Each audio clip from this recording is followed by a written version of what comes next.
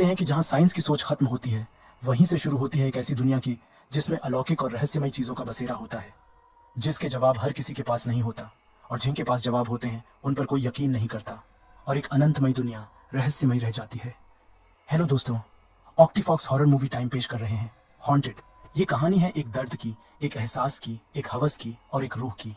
क्या हो अगर आप पास्ट में जा सकें, जहां एक रूह के जन्म या उसकी वजह को रोकने का मौका मिले, जिससे प्रेजेंट टाइम की एक हॉन्टेड जगह को हॉन्टेड होने से रोक पाएंगे। ऐसा ही एक मौका एक लड़के को मिला जहां वो पास्ट को बदलने गया, लेकिन जैसे हर चीज की एक कीमत होती है जो हमें चुकानी पड़ती है, वैसे ही उसे भी पास्ट को बदलने की एक भारी कीमत चुकानी पड़ी। इस फिल्म के कुछ इंपॉर्टेंट पॉइंट्स मैं आपको बीच बीच में बताता रहूंगा, इसीलिए इस एक्सप्लेनेशन को ध्यान से सुनिएगा।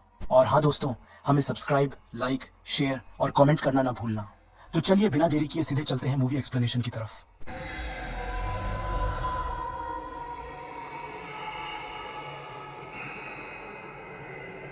फिल्म की शुरुआत शिमला के हंसी वादियों से होती है, जहां हम रेहान को देख पाते हैं, जो हाल ही में अमेरिका से अपनी पढ़ाई खत्म करने के बाद वापस इंडिया आया था। रेहान के पापा की बहुत ही बड़ी ब्रोकरेज फर्म थी और जिनको हाल ही में शिमला के एक आलीशान ग्लेन मैनर मैंशन के सेल का कॉन्ट्रैक्ट मिला था, जिसमें उनको करोड़ों का फायदा होने वाला था। लेकिन उनकी तबीयत खराब होने के कारण रेहान शिमला के उस मैंशन की देखभाल के लिए जा रहा था। शिमला जाते वक्त रास्ते में रेहान एक ढाबे पर नाश्ते के लिए रुकता है, जहां हम एक भिखारी को देख पाते हैं जिसे ढाबे का मालिक हकाल कर भगा देता है। ये देख रेहान उस भिखारी को कुछ पैसे देकर मदद करने जाता है, लेकिन रेहान को देख वो भिखारी अजीब बातें करने लगता है कि तेरा ही इंतजार था, लेकिन बहुत देर कर दी आने में, लेकिन शुक्र है कि आ तो गया, ये तुझसे होगा, तुझसे ही होगा। और ये कहकर बिना पैसे लिए वो भिखारी वहां से चला जाता है। ये देख रेहान को कुछ समझ में नहीं आता और इसे इग्नोर करके वो भी वहां से चला जाता है। जिसके बाद रेहान वहां से निकलकर शिमला के स्थानीय हॉस्पिटल के मुर्दा घर में जाता है। असल में ग्लेन मैनर मैंशन के पिछले केयर टेकर बाबू की हार्ट अटैक से मौत हो गई थी। बाबू एक जवान लड़का था और उसके इस तरह हार्ट अटैक से मौत ने सभी को चौंका दिया था, क्योंकि एक सेहतमंद जवान लड़के को यूं अचानक हार्ट अटैक आना नामुमकिन था, जब तक कि ना वो किसी चीज से बहुत ज्यादा डरने की वजह से आया हो। खैर, तो उस मैंशन के बाकी दो नौकर माधव और शंकर रेहान को बताते हैं कि उस मैंशन में एक प्रेत आत्मा है जिसने बाबू की जान ली है और इस दहशत भरे माहौल में वे अब वहां काम नहीं कर सकते। रेहान उन्हें समझाने की कोशिश करता है कि बाबू के साथ जो हुआ वो नेचुरल था, ना कि किसी आत्मा का काम। लेकिन वे दोनों इस बात को नहीं मानते और रेहान को उस मैंशन की चाबियां देकर वहां से चले जाते हैं। रेहान एक पढ़ा लिखा मॉडर्न ख्यालों वाला लड़का था, जिस कारण वो भूत प्रेत वाली बात पर विश्वास नहीं करता, लेकिन उन्हें कुछ नहीं कहता। और ये सीन यहीं कट हो जाती है। दूसरे सीन में हमें वो मैंशन दिखाया जाता है जो जंगल के बीच एक बहुत बड़ी जगह लेकर खड़ा था। वो मैंशन बाहर से जितना सुंदर दिख रहा था, अंदर से उतना ही मनमोहक भी था, जिसे रेहान अच्छी तरह से एक्सप्लोर करने लगता है। लेकिन उस सन्नाटे में एक अजीब सी बेचैनी को हम साफ साफ महसूस कर पा रहे थे, जैसे उस मैंशन ने कई राज, कई कहानियां में अपने अंदर छुपाए रखे हों। खैर, तो हम वहां एक बंद कमरे को देख पाते हैं जो लॉक्ड था, जिसे इग्नोर करके रेहान उस मैंशन के बाकी हिस्सों को अच्छी तरह चेक करने लगता है। लेकिन उसे वहां ना कुछ दिखता है और ना ही कुछ मिलता है। लेकिन कभी कभी हमें जो दिखता है वो होता नहीं और जो होता है वो दिखता नहीं, और ये सीन यहीं कट हो जाती है। दूसरे सीन में हम रेहान को देख पाते हैं जो अपने पापा को वीडियो कॉल पर सारी बात बता रहा होता है। उन्हें लग रहा था कि उनके बिजनेस राइवल्स इस तरह की अफवाह फैलाकर उन्हें करोड़ों का नुकसान पहुंचाने की कोशिश कर रहे हैं। जिसके बाद रेहान को पता चलता है कि 10 दिन बाद मित्तल उस मैंशन को खरीदने के लिए आ रहे हैं, जिन्हें अगर इस मैंशन में कोई भी गड़बड़ दिखी तो ये डील उनके हाथ से निकल जाएगा। जिसका मतलब रेहान के पास इस गुत्थी को सुलझाने के लिए सिर्फ 10 दिनों का वक्त है। जिसके बाद रेहान को वहां एक पियानो और किसी लड़की की माय फेवरेट ट्यून वाली एक किताब मिलती है, जिसमें कुछ मधुर धुन लिखे हुए थे। तो थोड़ा रिलैक्स होने के लिए रेहान उन धुन को बजाने लगता है और उनमें खो सा जाता है। तभी मैंशन में किसी लड़की के चिखने की आवाज सुनाई देती है, जिसे सुन रेहान उसी वक्त उस आवाज की तरफ भागता है, जहां हम उस बंद दरवाजे के कुंडी को टूटा हुआ देख पाते हैं, जिसे देख रेहान चौंक जाता है। उस कमरे के अंदर उसे एक लड़की की तस्वीर मिलती है, जिसके मासूम चेहरे को रेहान देखता ही रहता है। और तभी हम दरवाजे के शीशे पर एक हाथ के छाप को देख पाते हैं, जिसका मतलब उस ग्लेन मैनर मैंशन पर वाकई में किसी रूह का साया है, जिसकी रेहान को भनक तक नहीं लगती। लेकिन रात के ठीक 3 बजे बुकशेल्फ से एक किताब अपने आप गिर जाता है, जिससे रेहान की नींद टूट जाती है। और जैसे ही रेहान उस किताब को वापस रखता है तो फिर से उसे किसी लड़की के चीखने की आवाज सुनाई देती है, जो उसी कमरे से आ रही थी, जहां इस बार रेहान को वो हाथ का छाप भी दिख जाता है। और तभी अचानक एक लड़की के खून से सने हाथ दरवाजे पर आता है, जिसे देख रेहान कमरे के अंदर जाता है, लेकिन वहां उसे कोई नहीं दिखता। ये देख रेहान और भी कंफ्यूज हो जाता है। तभी उसे बिस्तर के नीचे उस लड़की का पैर दिखता है, जो देखते ही देखते अंदर चला जाता है। लेकिन जब रेहान बिस्तर के नीचे चेक करता है तो उसे वहां कोई नहीं दिखता। ये सब देख वो समझ जाता है कि इस मैंशन में हो ना हो कुछ ना कुछ प्रॉब्लम तो जरूर है। जिसके बाद ये सीन यहीं कट हो जाती है। दूसरे दिन की सुबह रेहान फिरदौश बिलीमोरिया से मिलता है, जो उस मैंशन के प्रेजेंट ओनर होते हैं। जिनसे हमें पता चलता है कि तकरीबन 70 साल पहले फिरदौश के पापा ने इस मैंशन को किसी से खरीदा था और उनके देहांत के बाद फिरदौश उस मैंशन को रेहान के पापा की कंपनी के थ्रू मित्तल को बेच रहा है। लेकिन जब रेहान उस मैंशन के हॉन्टेड होने के बारे में पूछता है तो फिरदौश के चेहरे की हवाइयां उड़ जाती है और अपने घबराहट को छुपाते हुए उल्टा रेहान से ही उस मैंशन के हॉन्टेड होने का सबूत देने को कहते हैं। लेकिन फिरदौश के बातों से हमें साफ पता चल जाता है कि उसे इस मैंशन के हॉन्टेड होने के बारे में पता है, जिस कारण वह किसी तरह इसे जितने जल्दी हो सके इसे बेचना चाहता था। लेकिन उनके बातों से रेहान को यकीन हो जाता है कि यह मैंशन सच में हॉन्टेड है। तो इस बात को प्रूफ करने के लिए रेहान बहुत से कैमरास ले आता है और उस कमरे के चारों तरफ सेट कर देता है ताकि अगर कोई भी पैरानॉर्मल एक्टिविटी हो तो वो कैमरा में कैद हो जाए और वो अपनी बात को साबित कर सके। जिसके बाद रेहान रात का इंतजार करने लगता है और देखते ही देखते रात भी हो जाती है और रात को ठीक 3 बजे रेहान इस बार उस लड़की की आत्मा को देख पाता है जो पियानो बजा रही होती है। जीवन में पहली बार एक आत्मा को अपने सामने देख रेहान थोड़ा डर जाता है, लेकिन फिर भी हिम्मत करके रेहान जैसे ही उस कमरे में जाता है तो वहाँ कोई नहीं होता। तभी उसके पीछे से कोई गुजरता है जो सीधे उस कमरे में चला जाता है। लेकिन इससे पहले कि रेहान उस कमरे में जा पाता उस कमरे का दरवाजा अपने आप बंद हो जाता है। ये देख वो खिड़की की तरफ जाता है जहाँ वो उस लड़की को फांसी पर लटकते हुए देख पाता है। लेकिन कमरे में वापस जाने पर उसे कोई नहीं दिखता। तभी उसे बाथरूम से कुछ आवाज सुनाई देती है, जिसे चेक करने जब वो जाता है तो वहां रखी एक बास्केट में उसे किसी दूसरी औरत का कटा हुआ सिर दिखता है, जिसे देख रेहान बहुत डर जाता है और तभी एक झूमर उस पर गिर के उसे घायल कर देता है और रेहान की वो रात इसी खौफनाक मंजर के साथ कट जाती है। दूसरे दिन की सुबह रेहान देखता है कि पिछली रात के वीडियो फुटेजेस में कुछ भी ठीक से रिकॉर्ड नहीं हुआ। मतलब उसकी इतनी सारी मेहनत, सारा सेटअप और यहाँ तक कि उसकी जान पर भी बनाई थी, लेकिन सब कुछ बेकार हो गया। ये देख रेहान हताश हो जाता है। तभी वो भिखारी उसके घर से एक माचिस चुरा कर भागता है, जिसे देख रेहान भी उसे पकड़ने उसके पीछे भागने लगता है। लेकिन वो भिखारी मैंशन के दायरे से बाहर जाकर रुक जाता है। ये देख रेहान भी चौंक जाता है और यहाँ हमें पता चलता है कि वो कोई भिखारी नहीं बल्कि एक सूफी बाबा है जो असल में रेहान से बात करना चाहते थे, जिस कारण उन्हें ऐसा करना पड़ा ताकि उस मैंशन का रूह उनकी बातों को सुन ना पाए। वो बताते हैं कि उस लड़की की आत्मा रेहान से कुछ कहना चाहती है और ये कहते हुए वो रेहान के जख्म पर एक फूंक लगाते हैं, जिससे रेहान के हाथ का जख्म गायब हो जाता है। ये देख रेहान हैरान हो जाता है, जिसके बाद वो वापस मैंशन चला जाता है। लेकिन इस बार वो बाबा के कहे अनुसार उस लड़की की आत्मा के इशारे का इंतजार करने लगता है। तभी रात को 3 बजे बुक शेल्फ से वही किताब अपने आप गिर जाती है जो पिछली रात को भी गिरी थी। लेकिन इस बार रेहान को उसमें से मीरा नाम की एक लड़की का लेटर मिलता है। और दोस्तों, यहाँ हमें इस मैंशन के भयानक इतिहास का पता चलता है। तो हुआ कुछ ऐसा था कि आज से तकरीबन 80 साल पहले इस मैंशन में मीरा अपने पेरेंट्स, उसकी नैनी मार्गरेट, जिसने मीरा को बचपन से पाला था, और उनके सर्वेंट्स के साथ रहती थी। एक दिन मीरा के कजन ब्रदर राजीव की शादी के लिए उसके पेरेंट्स दिल्ली चले गए, लेकिन अपनी फाइनल एग्जाम की पढ़ाई के लिए मीरा नहीं जा पाई और मैंशन में मार्गरेट और उनके सर्वेंट्स के साथ रह गई। एक्स्ट्रा करिकुलर एक्टिविटी के लिए मीरा पियानो सीखने प्रोफेसर अय्यर के पास जाती थी, लेकिन प्रोफेसर अय्यर की मीरा पर बुरी नजर थी, जिसकी किसी को भनक तक नहीं थी, क्योंकि वो सबके सामने एक प्रोफेशनल टीचर की तरह बिहेव करता था। तो जब प्रोफेसर अय्यर को पता चला कि मीरा के पेरेंट्स किसी काम से बाहर गए हैं और जिस कारण मीरा पियानो सीखने उनके क्लास में नहीं आ सकती, तो इस मौके का फायदा उठाकर प्रोफेसर अय्यर बोलते हैं कि मीरा एक होनहार स्टूडेंट है और अगर वह क्लास में नहीं आ सकती तो उसे सिखाने वे उसके घर आ जाएंगे। जो बात मासूम मीरा मान जाती है, जिसके बाद से प्रोफेसर अय्यर पियानो सिखाने के बहाने मीरा के घर जाने लगे और मीरा को घर पर अकेले पाने के मौके की तलाश में रहने लगे। और अनफॉर्चुनेटली दूसरे ही दिन प्रोफेसर को वो मौका मिल भी गया। उनके नौकर किशन की तबीयत अचानक खराब हो गई, तो मार्गरेट ने उसे डॉक्टर के पास भेज दिया और किसी काम से खुद भी मैंशन से बाहर चली गई। और जैसा कि हमें ऑलरेडी पता है कि प्रोफेसर सबके सामने एक प्रोफेशनल बिहेवियर रखता था, जिस कारण मार्गरेट को उन पर शक नहीं हुआ और मीरा को उनके हवाले छोड़कर निकल गई। और मौका पाकर प्रोफेसर मीरा के साथ गलत करने की कोशिश की, लेकिन मीरा ने भी फाइट बैक किया और एक मोमदानी से उन पर वार कर दिया, जिससे प्रोफेसर घायल हो गया और मीरा के ऊपर गिर के अपना दम तोड़ दिया और मारा गया। और जब मार्गरेट वापस आई तो प्रोफेसर की लाश और मीरा की हालत को देख सारा माजरा समझ गई और पुलिस को बुला लिया। पुलिस को प्रोफेसर के घर से मीरा की कुछ गलत तरीके के स्केचेस मिले, जिनसे उन्हें भी प्रोफेसर के असलियत और गलत इरादे के बारे में पता चल गया और ये मामला यहीं सुलझ गया। लेकिन उन्हें क्या पता था कि जब किसी ऐसे इंसान की मौत होती है जिसकी कोई अधूरी ख्वाहिश बाकी हो, तब एक आत्मा, एक रूह का जन्म होता है।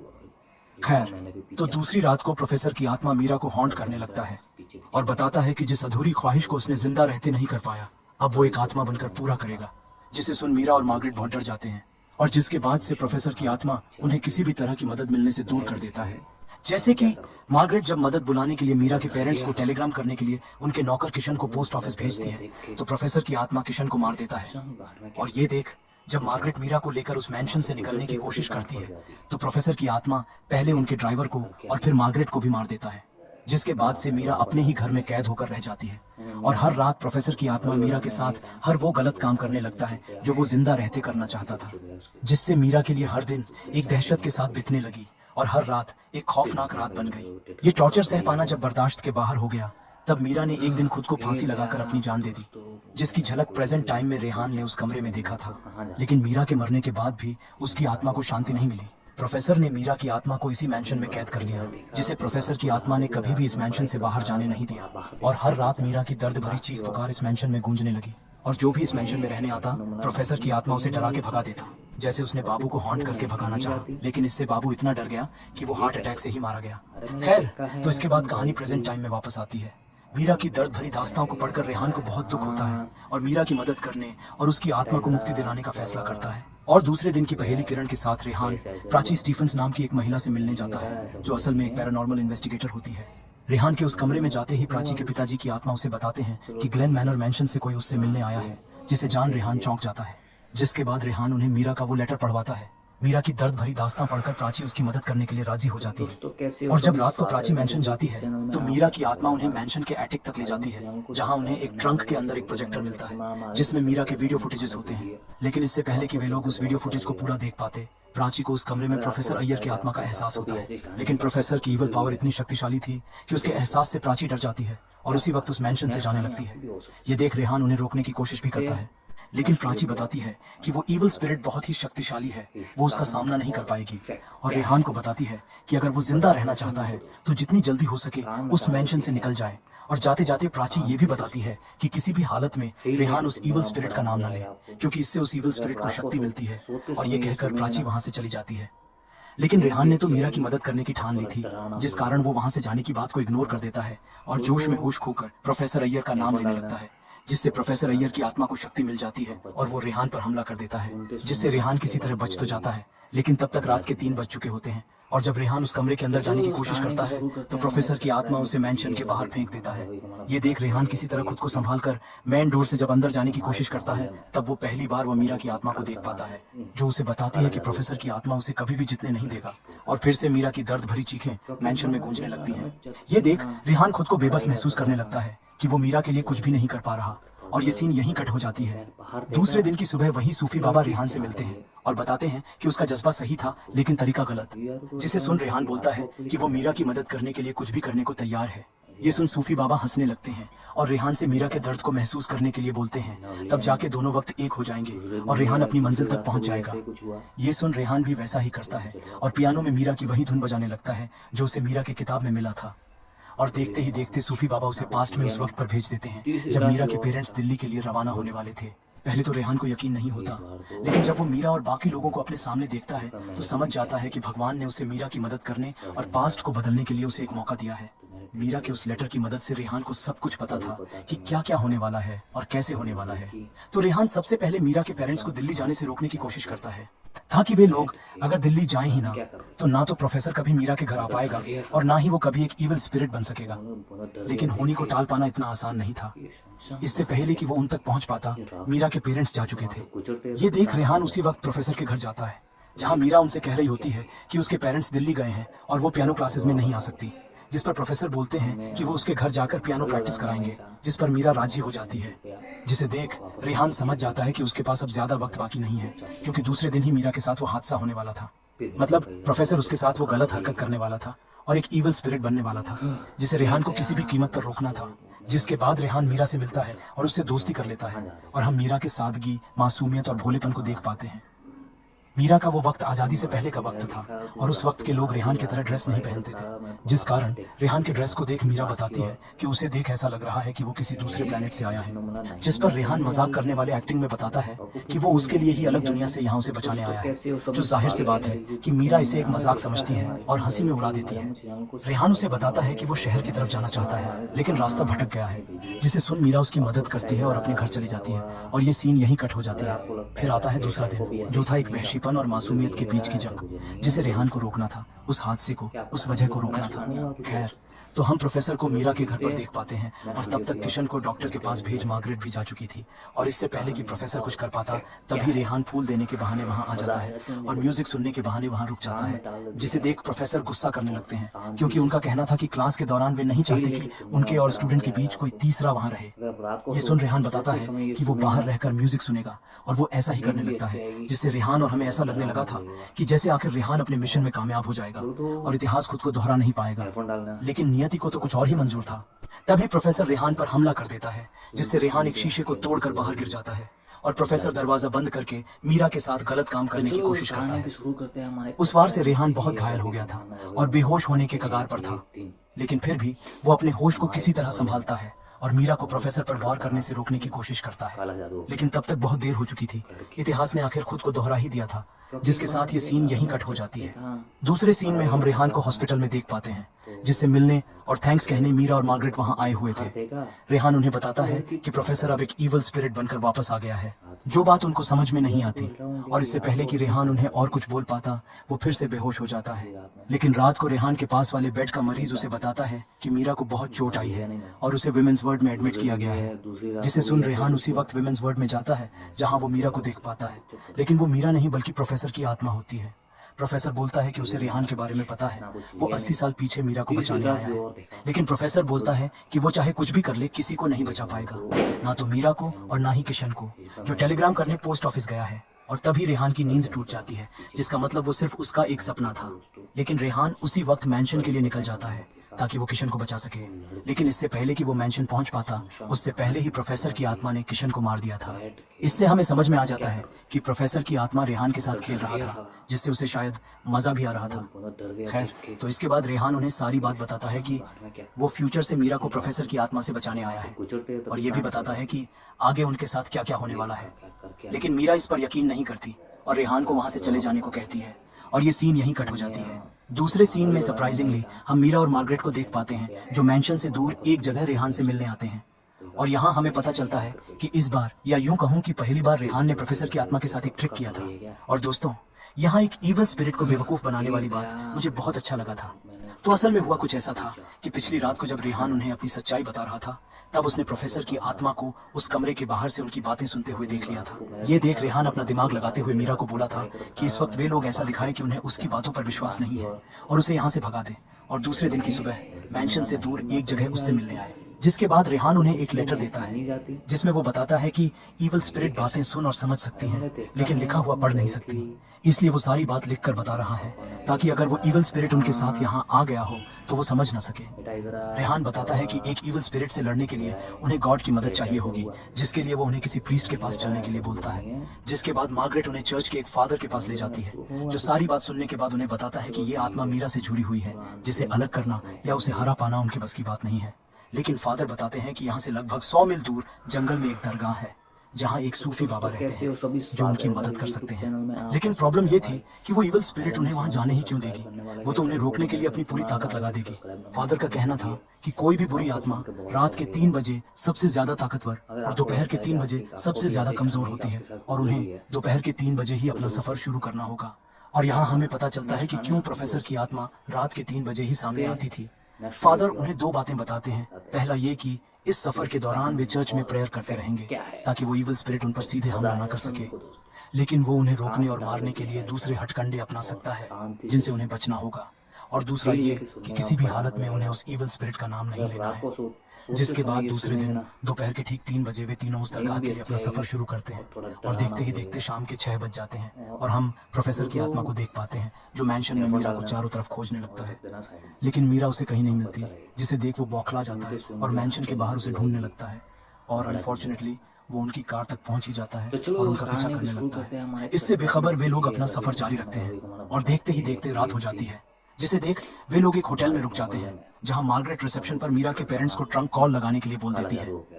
जिसके बाद हम मीरा और रेहान को एक दूसरे के साथ एक क्वालिटी टाइम स्पेंड करते हुए देख पाते हैं, जहां वे दोनों एक दूसरे के करीब आ जाते हैं। लेकिन मीरा खुद को रोक लेती है और सभी सोने चले जाते हैं। लेकिन रात के ठीक 3 बजे मार्गरेट को रिसेप्शन पर फोन की घंटी सुनाई देती है, जिसे सुन उसे लगा कि शायद मीरा के पापा को ट्रंक कॉल लग गया होगा। ये सोच वो कॉल को रिसीव करने रिसेप्शन पर जाती है, लेकिन वो कॉल प्रोफेसर की आत्मा ने किया होता है, जिसे देख मार्गरेट घबरा जाती है, और ये सीन यहीं कट हो जाती है। दूसरे सीन में हम मार्गरेट को देख पाते हैं जिसके शरीर पर अब प्रोफेसर का कब्जा था, जिसका मतलब मार्गरेट मारी जा चुकी थी। प्रोफेसर मीरा पर हावी होने की कोशिश करता है, जिसे देख मीरा डर के मारे चिल्लाने लगती है। मीरा की चीख सुन रेहान भी वहां आ जाता है और प्रोफेसर को रोकने की कोशिश करता है, लेकिन प्रोफेसर एक ही वार से रेहान को दूर फेंक देता है। तभी रेहान को वहां एक क्रॉस दिखता है जिससे वो प्रोफेसर पर हमला कर देता है। क्रॉस की शक्ति से प्रोफेसर की आत्मा तिलमिला उठती है, जिसे देख रेहान उसे कमरे में लॉक कर मीरा को लेकर उसी वक्त दरगाह की तरफ भागने लगता है। दूसरी तरफ हमें फादर को दिखाया जाता है जो अब भी प्रेयर कर रहे होते हैं। तभी उन्हें अलमीरा से कुछ आवाज सुनाई देती है, जिसे जब वे चेक करने जाते हैं तो एक सांप उन पर हमला कर उन्हें मार देता है, जिसे जाहिर सी बात है कि प्रोफेसर ने ही भेजा होगा, क्योंकि प्रोफेसर को शायद इस बात की भनक लग गई होगी कि फादर उनकी मदद कर रहे हैं। उधर हम रेहान और मीरा को देख पाते हैं जिन्हें दरगाह तक जाने का रास्ता मिल गया था, लेकिन उस बाकी के रास्ते को उन्हें पैदल चलकर ही तय करना था। ये देख वे दोनों उस रास्ते पर पैदल चलने लगते हैं, लेकिन तभी मार्गरेट उन पर हमला कर देती है। लेकिन इस बार आत्मा को एक शरीर मिला था, जिस कारण रेहान भी फाइट बैक करता है। फिर क्या था, लड़ते मारते खुद को बचते बचाते वे दोनों आखिर उस दरगाह तक पहुंच ही जाते हैं। ये देख रेहान मार्गरेट का एक पैर उस दरगाह के अंदर रख देता है।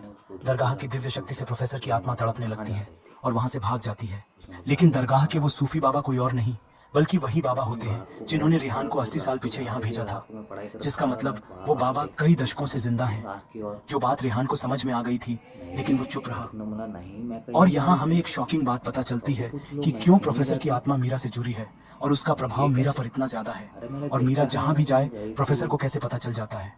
इन सभी सवालों के जवाब मीरा के उस लॉकेट में है जिसे मीरा हर वक्त पहनी रहती है। तो असल में हुआ कुछ ऐसा था कि जिस वक्त मीरा ने खुद को बचाने के लिए प्रोफेसर पर वार किया था, तब मरने से पहले प्रोफेसर मीरा पर गिर गए थे और उनका खून मीरा के लॉकेट पर लग गया था, जो आज भी उसी लॉकेट पर लगा हुआ है। जिसका मतलब ये लॉकेट मीरा है और उस पर लगा खून प्रोफेसर अय्यर है, और यही वो वजह है जिससे वो मीरा से जुड़ा हुआ है, जो उस लॉकेट को धोने से भी नहीं टूटेगा।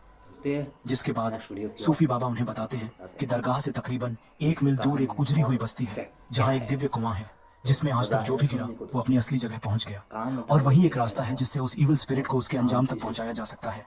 लेकिन सवाल ये है कि इस काम को करना कैसे है, जिस पर सूफी बाबा बताते हैं कि ये कायनात, इंसान और सभी चीजें 5 चीजों या तत्वों से बनी है, जिन्हें हम 5 तत्व भी कहते हैं, जो कि हैं हवा, पानी, मिट्टी, आग और रूह। जिसमें से हवा और पानी तो उन्हें उस कुएं से मिल जाएगा और रूह तो उस लॉकेट के साथ जुड़ा है, तो बाकी रहा मिट्टी और आग, जिसके लिए सूफी बाबा उन्हें दरगाह की मिट्टी और आग देते हैं, जिन्हें उस कुएं में डालने के बाद उस लॉकेट को भी उस कुएं में डालना होगा, जिससे वो रूह उसके अंजाम तक पहुंच जाएगा। और इसी के साथ बाबा मीरा को दरगाह की फूंकी हुई पवित्र पानी भी देते हैं, जिससे अगर इस दौरान वो आत्मा उन पर हमला करे तो ये पवित्र पानी उसे कुछ वक्त के लिए मीरा से दूर कर देगा, क्योंकि बाबा का कहना था कि वो रूह दरगाह के अंदर तो नहीं आ सकती, लेकिन जैसे ही वे लोग इस दरगाह से बाहर निकलेंगे वो रूह उन्हें रोकने के लिए उन पर हमला जरूर करेगी और मारने की कोशिश भी करेगी। जिसके बाद वे लोग छुपते छुपाते किसी तरह उस बस्ती के कुएं तक पहुंच जाते हैं, जहां पहुंचते ही वे लोग दरगाह की मिट्टी और आग को उस कुएं के अंदर डाल देते हैं, और अब बस बाकी था वो लॉकेट। लेकिन इससे पहले कि मीरा उस लॉकेट को अपने गले से निकालती, तभी प्रोफेसर की आत्मा उन पर हमला कर देता है। ये देख मीरा उस पवित्र पानी का भी इस्तेमाल करती है, जिससे प्रोफेसर उसके पास से चला जाता है। लेकिन इसी दौरान वे दोनों अलग हो जाते हैं, जिन्हें प्रोफेसर की आत्मा एक दूसरे के पास आने नहीं देती। लेकिन रेहान और मीरा किसी तरह एक दूसरे के पास आ जाते हैं और उस कुएं के पास जाने लगते हैं। तभी प्रोफेसर उन पर पीछे से हमला कर देता है, जिससे वो पवित्र पानी जमीन पर गिर जाता है, जिसका मतलब ये है कि उस इवल स्पिरिट के खिलाफ उनका एकमात्र हथियार भी नष्ट हो गया था। जिसे देख प्रोफेसर रेहान को पेड़ की शाखाओं की मदद से उल्टा लटका देता है और मीरा को ले जाने लगता है। ये देख रेहान मीरा को वो लॉकेट कुएं में फेंकने को कहता है, और बिना वक्त गवाए मीरा भी ऐसा ही करती है, लेकिन उससे भी कुछ नहीं होता और प्रोफेसर मीरा को ले जाने लगता है। जिसे देख रेहान समझ जाता है कि वो लॉकेट अभी भी पानी में नहीं गिरा, और किसी तरह खुद को छुड़ा कर वो देखता है कि वो लॉकेट एक जगह अटक गई है। दूसरी तरफ हम मीरा को देख पाते हैं, जिसके साथ प्रोफेसर गलत काम करने की कोशिश कर रहा होता है। लेकिन इससे पहले कि प्रोफेसर अपने गलत इरादों में कामयाब हो पाता, उससे पहले ही रेहान उस लॉकेट को कुएं के पानी में विसर्जित करने में कामयाब हो जाता है, जिसके साथ ही प्रोफेसर की आत्मा भी उस कुएं के पानी में समा जाता है और अपने असली जगह मतलब नरक में पहुंच जाता है, और सब कुछ शांत हो जाता है। ये देख रेहान और मीरा खुश हो जाते हैं। जिसके बाद रेहान उस कुएं से बाहर निकलने की कोशिश करता है, लेकिन तभी वह लकड़ी का बीम टूट जाता है, जिससे रेहान ने उस रस्सी को बांधा था, और रेहान भी पानी में गिर जाता है, और ये सीन यहीं कट हो जाती है। दूसरे सीन में हम रेहान को वापस अपने वक्त में देख पाते हैं, जहाँ से उसने पास्ट का ये सफर शुरू किया था। खुद को अपने वक्त पर वापस देख रेहान चौंक जाता है, जिसके बाद वो मीरा के लेटर को उसी किताब में खोजता है जहाँ पिछली बार उसे मिला था, जो उसे मिल भी जाती है। लेकिन इस बार उस पत्र के शब्द, अल्फाज और जज्बात एक सुकून भरी दास्तां को बयां कर रही थी। उस लेटर से हमें पता चलता है कि रेहान के जाने के बाद मीरा के साथ क्या हुआ था। मीरा लिखती है कि रेहान के जाने के बाद उसने तो लगभग जीना ही छोड़ दिया था, लेकिन मीरा ने अपने आप को उस चीज के लिए संभाला जिसके लिए रेहान ने वक्त के दायरे को पार करके उसके वक्त में आया और इतनी तकलीफें झेली जो थी मीरा की जिंदगी। ये सोचकर मीरा ने जीने का फैसला किया और शादी कर ली, जिसके दूसरे साल उनको एक बेटा भी हुआ जिसका नाम मीरा ने रेहान रखा। ये जानकर रेहान को अपने प्यार को खोने के गम से ज्यादा इस बात की खुशी मिलती है कि उसके जाने के बाद मीरा ने अपनी जिंदगी को पूरी तरह जिया और खुशी से जिया। अपने प्यार को बचाने के लिए रेहान ने अपने प्यार की ही कुर्बानी दे दी और इसी के साथ ये सीन भी यहीं कट हो जाती है। पिक्चर तो खत्म हो गई मगर बात अभी बाकी है दोस्तों। पहला तो ये कि अगर आपको लग रहा है कि मीरा का वो बेटा जिसका नाम रेहान है वो यही रेहान है, तो ऐसा नहीं है, क्योंकि अगर हम टाइमलाइन को देखें तो 80 साल पहले मीरा ने शादी की थी जिसके अगले साल ही उसका बेटा रेहान पैदा हुआ था, जिसका प्रेजेंट टाइम में उम्र होगी लगभग 79 साल की, और हमारे इस रेहान की उम्र होगी लगभग 20 से 21 साल के एक यंग लड़के की। तो हुआ कुछ ऐसा होगा कि मीरा के बेटे रेहान ने इस मैंशन को फिरदौश के पापा को बेचा होगा, जिनसे ये मैंशन रेहान के पास सेल के लिए आया होगा। दूसरा ये कि जब रेहान ने पास्ट में जाकर उसे बदल दिया तो क्या वहां से एक नई टाइमलाइन शुरू हो गई? मेरे ख्याल से शायद नहीं, बल्कि उस वक्त से प्रेजेंट टाइम में एक टाइम डिविएशन हो गया होगा जिसमें ना तो किसी ने प्रोफेसर की आत्मा को देखा होगा और ना ही कोई मरा होगा, और ये सारी बातें और घटनाएं सिर्फ रेहान को ही पता होगी। दोस्तों, अगर आपको ये एक्सप्लेनेशन अच्छी लगी हो तो इसे लाइक कर देना, और अभी तक सब्सक्राइब नहीं किए हो तो सब्सक्राइब भी कर देना। इसी के साथ ये मूवी यही समाप्त हो जाती है। तो चलिए मिलते हैं दूसरी मूवी एक्सप्लेनेशन में। रवि को मैंने बताते हैं कि एक दिन हमारे एक मोहल्ले में बहुत ही खतरनाक काला जादू हो गया था एक लड़की के ऊपर। क्योंकि एक बार मैं देख रहा था, मैं छत पे था, पढ़ाई का कर रहा था, तो पढ़ाई देख रहा, मैं बाहर देखा कि लड़की जा रही है रात को। मैं भी यार को हैरान हो गया कि रात को अकेली कहाँ जा रही है ये।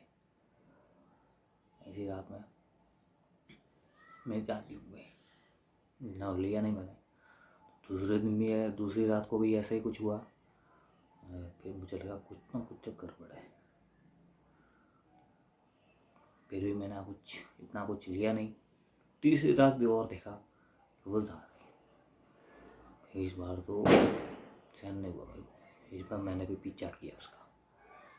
घर से निकला, उसके पीछे पीछे गया तो मैंने देखा दोस्तों, रवि बताता, मैंने देखा कि वो लड़की शमशान घाट में जाके बैठ के पता नहीं क्या कर रही थी। मैं तो डर गया साला। उन्होंने बहुत डर गया देख के कि ये शमशान घाट में क्या कर रही है इतनी रात को। हम तो वहाँ से गुजरते हैं तभी गांठ पड़ जाती है, तो ये क्या क्या रही है यार।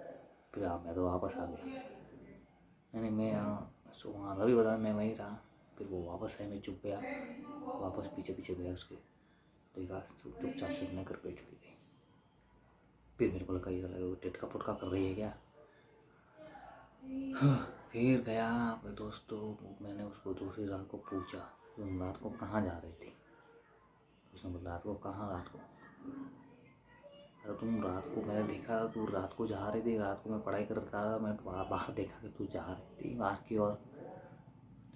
नहीं, लड़की ने बोला नहीं मैं कहीं जा रही थी, मेरे पापा को पूछ लो, मैं कहीं नहीं जाती। नहीं ये कैसे, अरे मैंने देखा है तुम गई थी। फिर उन्होंने पापा ने बोला बताया कहाँ बेटा, इधर आ, क्या हुआ। मुझे गया है, कैसे ऐसे हुआ। नहीं बेटा ऐसा कुछ नहीं है। मैं मुझे लगा तो होगा कुछ। चलो ठीक है, चलो आंटी मिलते हैं मुझे।